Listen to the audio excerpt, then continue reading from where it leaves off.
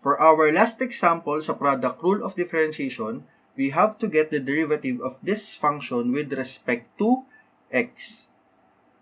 First step, kailangan muna nating i-transform itong nasa radical form into its exponential form para mas madali siyang kuhanan ng derivative.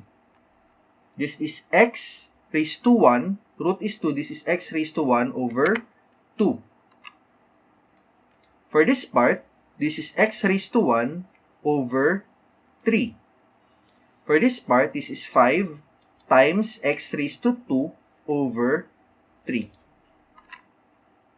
Next, applying product rule of differentiation, we copy the first term times the derivative of the second term.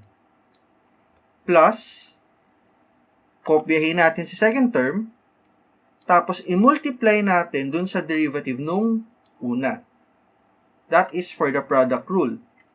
Now, simplify na natin siya. This part, kailangan natin kuhanan ng derivative tsaka eto. Let us start here.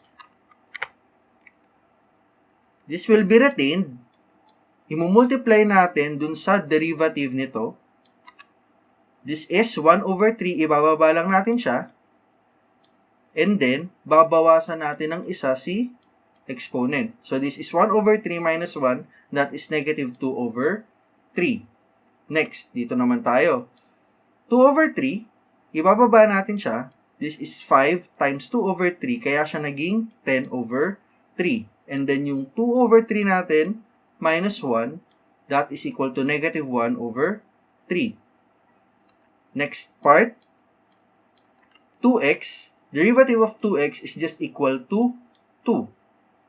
Minus, ibababa natin si 1/2, and then, 1/2 minus 1, that is negative 1/2. Applying the basic rules of differentiation.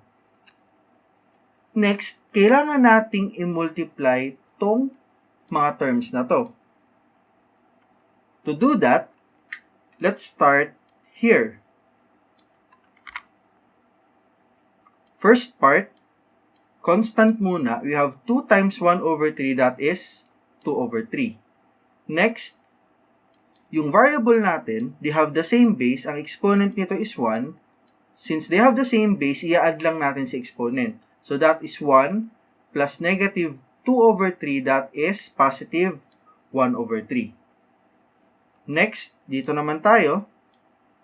Constant, 2 times 10 is 20 over 3. Then x times x raised to negative 1 over 3, 1 plus negative 1 over 3, that is positive 2 over 3. Next, dito naman tayo. Negative 1 times 1 over 3, that is negative 1 over 3. Then, 1/2 plus negative 2 over 3, applying LCD, that is negative 1 over 6. For this part, negative 1 times 10 over 3, naging negative lang siya, and then 1/2 plus negative 1 over 3, again, applying LCD, this is equal to 1 over 6. Then, dito naman tayo, sa kabila, this is x raised to 1 over 3 times 2, this is simply 2x raised to 1 over 3. Next, dito naman tayo, 1 times negative 1/2, this is negative 1/2, and then 1 over 3 plus negative 1 over 2, that is equal to negative 1 over 6.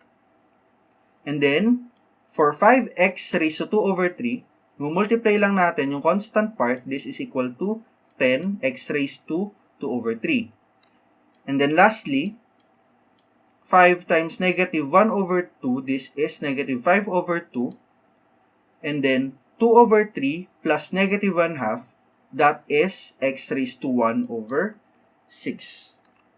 Ngayon, nakuha na natin yung mga kailangan natin, na-multiply na natin sila.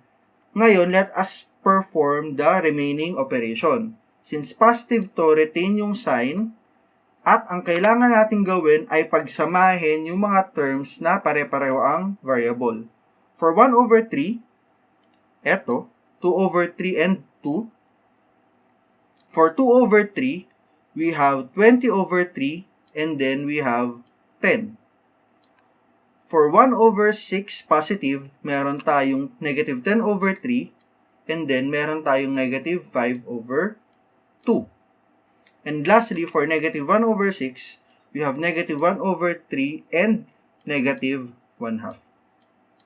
Applying the operation, we will arrive at our final answer of 8 over 3 x raised to 1 over 3 plus 50 over 3 x raised to 2 over 3 minus 35 over 6 x raised to 1 over 6 minus 5 over 3 x raised to negative 1 over 6.